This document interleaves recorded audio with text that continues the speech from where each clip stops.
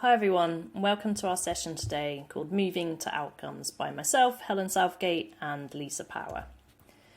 We've split this session up into two sections, so I'm going to talk through the first section, which is really going to be talking about our theory and what does moving to outcomes actually mean. Then Lisa's going to take the second part of the session, which will be much more practical about what you can do to move your marketing to outcomes. So I'm Helen Southgate, I'm the Managing Director of EMEA and APAC at Acceleration Partners. Acceleration Partners are a partnership marketing agency. We work globally with progressive brands who really want to leverage what they're doing in partnership marketing and do it globally as well. So our theory is that all of marketing is moving to outcomes. And that might sound like a big theory, but we'll explain exactly why that is. But firstly, I think it's important to explain what we mean by outcomes. So a marketing outcome should be measurable, it should be meaningful, and it should affect the bottom line. To give you an example of what an outcome versus an objective is, to see the differences, a marketing objective might be to get 10,000 Facebook likes for a campaign. And that is a perfectly good objective and it will work with your marketing tactics. But it's not an outcome, and it's not an outcome because it isn't meaningful, it isn't measurable, and it doesn't affect the bottom line directly, or you can't prove that it affects the bottom line directly. So a marketing outcome, for example, would be to drive 10,000 new customers or to drive £1 million in new revenue. So to bring that to life a little bit more, this is what a marketing outcome approach would look like. So your outcome could be drive £1 million in new customer revenue for our campaign in Q4.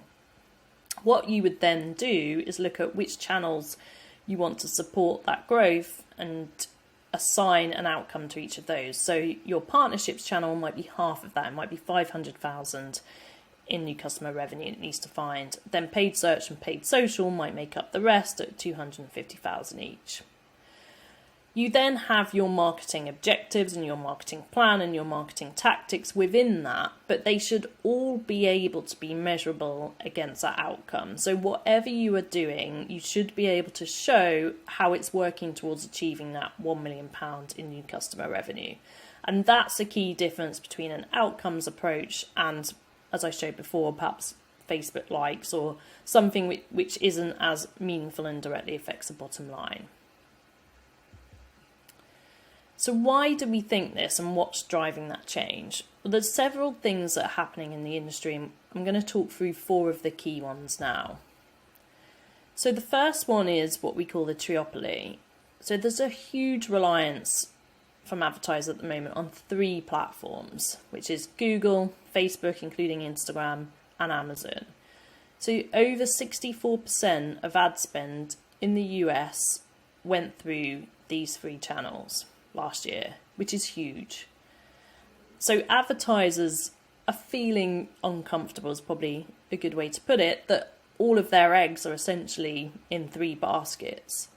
But to add to that, the real issue which has come about over the last 6 to 12 months is ad prices are increasing significantly on those platforms as well. So these numbers compare 2021 ad prices versus 2020, and Google Ads has gone up by nearly 200%, Facebook up 89%, Amazon by 87%. So advertisers have 2/3 of their ad spend going through all of these three platforms, and that ad spend is getting much more expensive. So to add to this challenge, that might be okay if return on investment was increasing at the same rate. But the challenge is that advertisers are finding is that it isn't, and in some cases is actually decreasing. And one of the reasons for this is that it's getting harder and harder to target customers and customer groups because of changes in privacy and tracking regulations. And those platforms and several other sort of similar platforms that do social and behavioural targeting, that was their USP. They were really reliant on being able to target specific specific customers advertisers were happy to pay a little bit more for that because they knew their return on investment was better. But as that's getting harder and harder to do and targeting has to be more broader, advertisers just simply aren't seeing the return on investment of that greater ad spend. And that's becoming a problem, and they want to look at other avenues to drive their outcomes. The third point is that demand is increasing globally online. We have seen a huge increase in global sales across the world, which has been accelerated particularly because of the pandemic. And advertisers are very aware of this and they want to capitalise on this. We've just come out of Black Friday and Cyber Monday, and we're just seeing some early stats across the UK industry, but I think it's very similar in the US and globally as well, that yes, there was an increase year on year, but it probably wasn't where we all thought it was, which really backs up the feeling in the industry as well that there's still a lot of pent-up demand. And I saw a stat recently from the UK that said households in the UK have saved £250 billion over the pandemic. So there's this demand that is there almost waiting to be unleashed, and I don't think we've seen it. It certainly doesn't look like we've seen it yet. So the feeling is sort of towards the end of this year or into next year, people are going to start spending that money. You know, when they can travel, they're going to blow it on big holidays. They might put it in investments. They might spend it on doing the house up. All of these things are going to happen, and advertisers are acutely aware of that, and they know that they need to be able to attract those customers and retain their existing customers, but they don't really want to be doing it on the three platforms that they're reliant on. They need to find other ways to reach those outcomes and their customers. Then the last point is looking at the other side of the coin, which is the partners. So these are partners that drive traffic and customers to advertisers. And we're seeing a big shift in partners giving up some of their ad real estate, as you could call it, to more outcomes-based models. So particularly partnership marketing, which we're going to talk around in a little bit, and affiliate marketing. A really good example of this is Future PLC. So Future PLC are a UK company, and they release their results twice a year.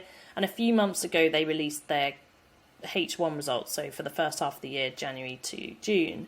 And there's a couple of interesting stats in there. One of them was that in the first half of the year, 85.2 million of their revenue was through affiliate links. So effectively, partnership marketing and outcomes-based marketing.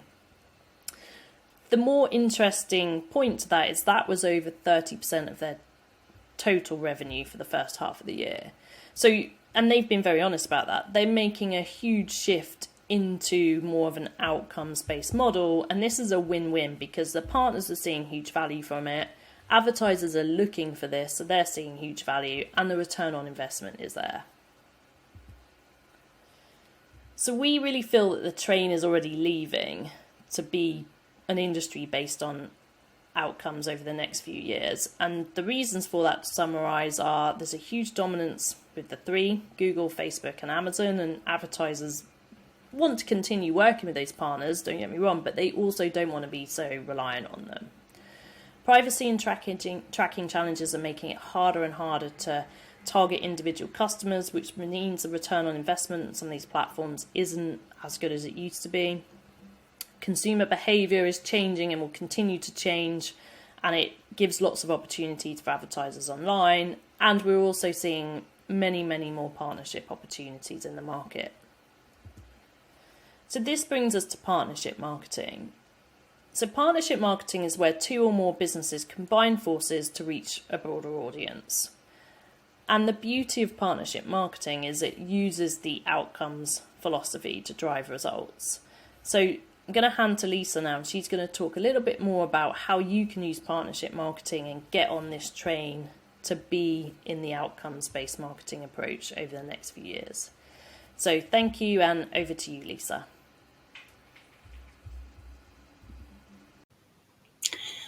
My name's Lisa Power, and I'm Global Account Director here at Acceleration Partners.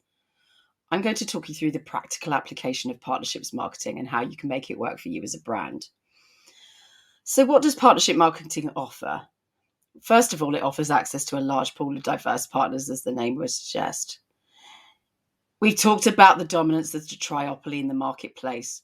And we believe now more than ever it's going to be really important for brands to be able to diversify their partner base and mitigate any risks to their business. But the good news is you don't have to do this yourself. We understand that it can take years to cultivate a great partner list, but by working with a good platform, you can have access to a large number of highly relevant, high-performing partners almost at the touch of a button. What this then allows you to do as a business is gives you the ability to scale at speed without the need to hire a huge sales team or spend hours on outreach. So partnership marketing is highly efficient, not only on the time and money it saves you, but on the fact that you only pay on outcomes that are delivered. We've seen that ad costs are rising, and many brands can't afford to take a chance on campaigns that may or may not work. And finally, partnership marketing offers great transparency. This is really important when thinking about not only the outcomes that are delivered and transparency into where your customers are being converted, but also what data is being collected on your customers. Having the knowledge that your partners and your platform are working to current legislation, which means that you're marketing not only efficiently, but responsibly. So it's not uncommon to come up against some objections when selling this type of marketing into your leadership team. These are the ones that we think are most common and how to answer them. The number one question that's often asked is it incremental? It's really important for brands to understand how their customers are being converted and that partners are bringing them customers that they wouldn't have got themselves, so they're not paying twice for that conversion. The good thing about this type of marketing is that we can prove incrementality. The technology and tracking that's available to us allows us insights into a brand's key KPIs, gives you insight into every part of the customer journey. And so you can bonus those partners that are bringing you incremental customers. And you set the benchmarks for that incrementality. The second question, is it time consuming? In a word, no. At least not when you stack it up against the potential time and cost of doing all this yourself. As we've mentioned before, hiring sales teams, spending hours on outreach, but also common tasks associated with partnerships such as reporting and payouts can all be automated. Partnership marketing is complementary to all the other channels in your business. This is mainly because it doesn't require an upfront budget. So it's not in competition with those other channels. It sits alongside them nicely in a complementary way and is not cannibalizing their efforts. Finally, how will we know it works? Well, the good thing about this type of marketing, as the name would suggest, is that it is based on outcomes. It's really easy to prove the case of partnership marketing because you only pay on what's delivered. And what that gives you the ability to do is test different types of campaigns with different types of partners, use the results to pivot your marketing effectively and get the best return on investment. Another big misconception about partnership marketing is that it's only about sales or ROAS, but it can be a very effective tool for brand awareness too. Take Noom, for example. They came to Acceleration Partners with a highly successful, globally recognized brand, a great health and fitness app that's been described as a boot camp for the mind. However, they weren't very well known in the UK. So they tasked Acceleration Partners with driving awareness in this territory and getting a foothold in the market by growing their subscriber base.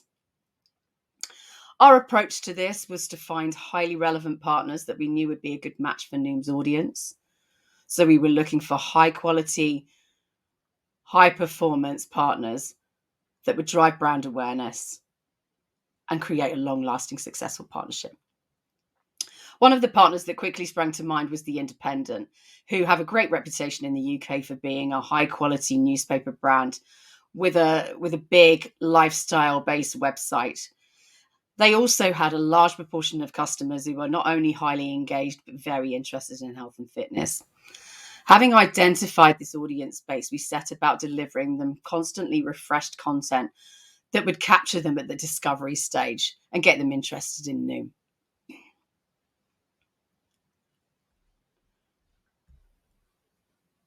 The results from this were staggering. We achieved a 267% growth year on year in subscriptions to Noom. But not only that, we created a long-lasting, highly profitable relationship with The Independent jumping into the top 3 of Noom's program. Partnerships, as the name would suggest, are very, very important to this time of marketing. Not only did we deliver great results, but we created a long-lasting, profitable partnership that would deliver success time and time again. But don't just take our word for it. The brands that you see in this slide trust Acceleration Partners with their partnership marketing. They've embraced this type of marketing. They're not afraid to innovate, and this is what makes them successful. So what do we want you to take away from today? Number one, marketing is moving to outcomes. We're confident of this. We can see it in the brands that we work with. They're all embracing this type of marketing, and we think you should too. We've seen that partnership marketing drives outcomes, not only once, but many times. It's really important to build long-standing, successful partnerships. Good partnerships equal successful businesses. And in that knowledge, we would urge you to leverage your marketing efforts now. Think about who you want to work with, start testing, use the results to overcome those objections, and make partnership marketing an integral part of your marketing mix.